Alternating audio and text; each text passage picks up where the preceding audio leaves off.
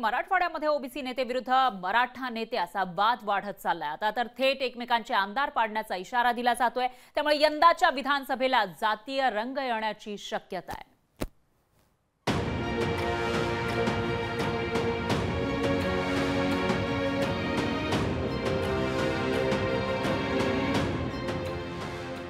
जसजशी विधानसभा निवडणूक जवळ येतेय तसतसं मराठवाड्यात मराठा विरुद्ध ओबीसी नेत्यांमधील संघर्ष अधिक तीव्र होऊ लागलाय।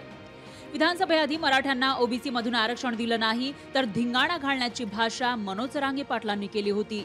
त्यावर जरांगेंचं समर्थन करणारे 100 आमदार पाडण्याचा इशारा ओबीसी नेते लक्ष्मण हाकेंनी दिलाय। 100 विधानसभा मतदारसंघांचा रोडमॅप तयार केलेला आहे।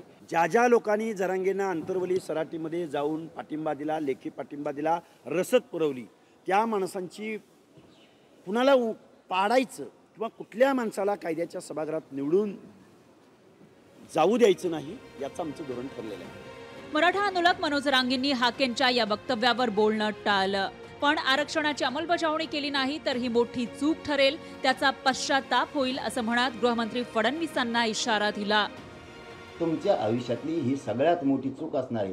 आपण जेवढे काय गणित जोडले मराठ्यांना बाजूला ठेवून निवडणुका लढवून जिंकायचे जे तुम्ही गणित केले ते सगळेची सगळे फेल केले।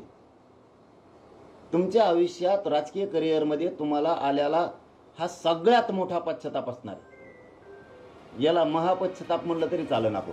मराठा विरुद्ध ओबीसी हा वाद आता सामाजिक न राहता राजकीय होत चाललाय। दोन्ही समाजाचे नेते थेट आमदार पाडण्याची भाषा करतायत। त्यामुळे जरांगेंची मागणी मान्य केली किंवा नाही केली तरी सत्ताधाऱ्यांची अडचण होण्याची शक्यता नाकारता येत नाही। मराठवाड्यात ओबीसी विरुद्ध मराठा हा वाद पेटल्याचं पाहायला मिळतंय।